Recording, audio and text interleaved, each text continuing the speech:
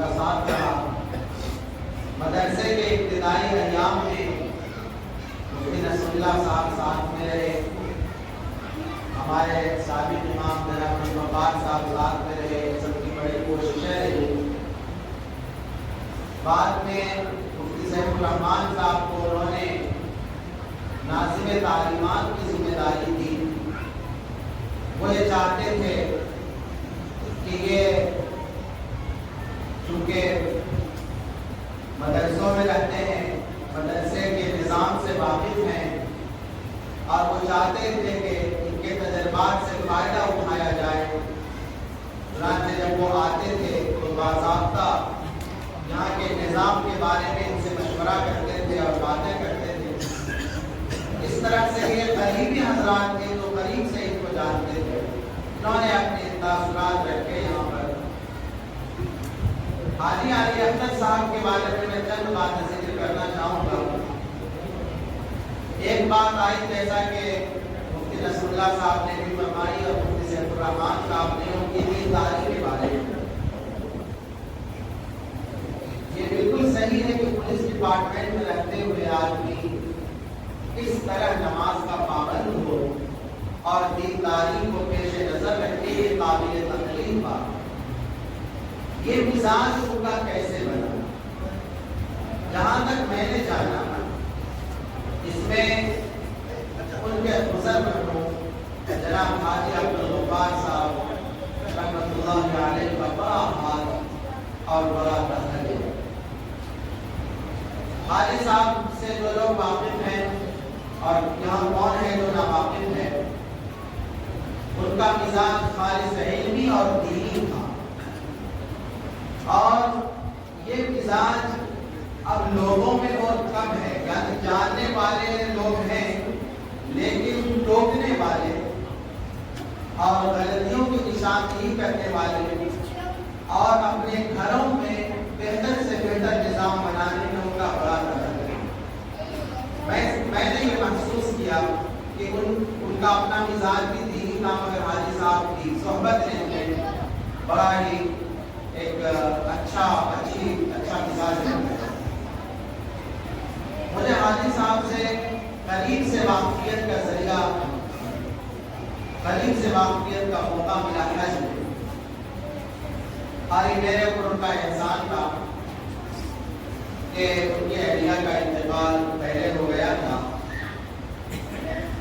اور وہ بتاتے تھے کہ ان کے حج کی بڑی خواہش تھی۔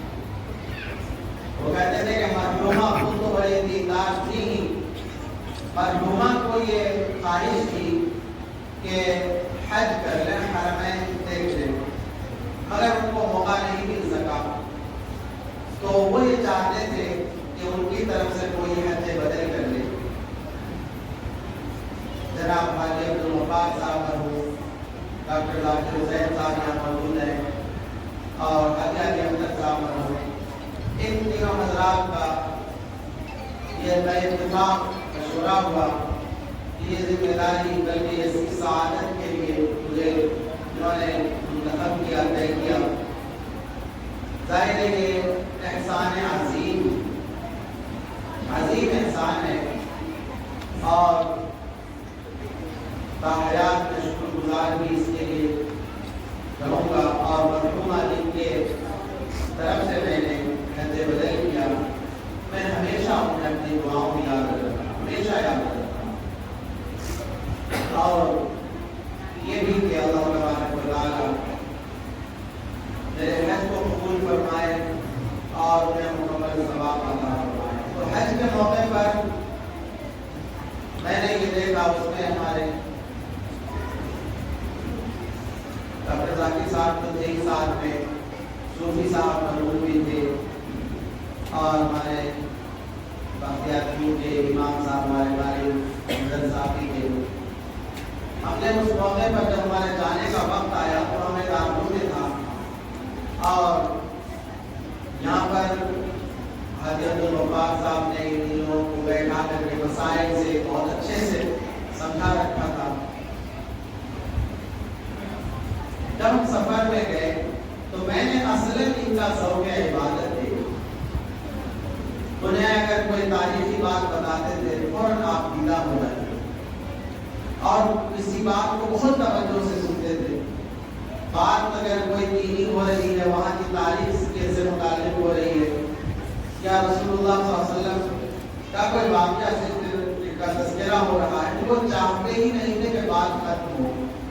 اگر کوئی کہتے کہ چلیے اس کو مختصر کر دیتے، ہمارے صوفی صاحب مرحوم کو بھی اللہ تعالیٰ جنت نصیب فرمائے، وہ اس پر بہت زیادہ کرتے تھے. اگر آپ کو معلوم ہے آپ لوگ جا کر آئیے، ہمیں نہیں معلوم ہے، ہمیں سننے دیجیے، ہمیں جو ہے اچھی طرح سے عمل کرنا ہے، آپ لوگ جانتے ہیں تو جائیے، ہمیں سننے دیجیے. وہ بہت زیادہ راتوں میں جاگنا، عبادت کا اہتمام کرنا، ایک ایک مقام اور ایک ایک دروازے کے بارے میں ان کی تاریخ پوچھنا، اور یہ اس قدر کو ایک شوق کا سفر رہا کہ ناقابل بیان ہے. مینا میں ان کے پیر میں جیسا کہ ہمارے امام نے بھی فرمایا کہ زمین کی بات آئی، مطالبہ یہی تھا کہ زمین دے کوئی، لیکن زمین دے کر کے وہ گھر بھی بیٹھ سکتے تھے. بھائی ہم نے زمین دے دی، آپ نے کہا زمین دے دیجیے، ہم نے زمین دے دی، تو آپ لوگ چلائیے. مگر ان کو یہ فکر تھی کہ یہ جس مقصد کے لیے زمین لی گئی ہے اس مقصد میں صحیح طرح مدرسے کا استعمال ہو جائے. اور یہ شریعت کا خاص مزاج ہے، جو آدمی زمین وقف کرے گا اس کو اپنی زمین سے جتنا لگاؤ ہوگا اتنا لگاؤ دوسروں کو نہیں ہو سکتا. یہ قلبی فطری بات. اسی لیے شریعت میں یہ مسئلہ رکھا گیا ہے کہ کوئی زمین دینے والا زمین وقف کرے اور اس میں کوئی شرط لگائے. مثلا میں متولی رہوں گا، میری فلاں اولاد متولی رہے گی، تو شریعت نے اس شرط کو مانا ہے، اس شرط کو شریعت تسلیم کر دی. بلکہ مشہور یہ ہے کہ شرط الواقفی کا نص الشارع، کہ جیسے شریعت کی جو کوئی نص ہے، ٹیکسٹ ہے، ہمارے پاس قرآن اور حدیث ہے، جیسے آپ اس پر عمل کرنا ضروری ہوتا ہے، ایسے واقف اگر کوئی شرط لگائے، ایسی شرط جو مصلحت کے خلاف نہ ہو تو اس شرط پر عمل کرنا ضروری ہے. کہتے اس میں ایک مسئلہ بتانا بھی ضروری ہے کہ یہ شرط کب لگا سکتا ہے؟ وقف کرنے والا وقف کرتے وقت. بعد میں کیا ہے کہ آپ نے وقف کر دیا، اب جو ہے ہماری شرط یہ ہے کہ ہماری اولاد رہے گی تو بات کا نہیں ہو سکتا. وہ صرف وقف کرتے وقت کنڈیشن اس کی لگائی جا سکتی ہے.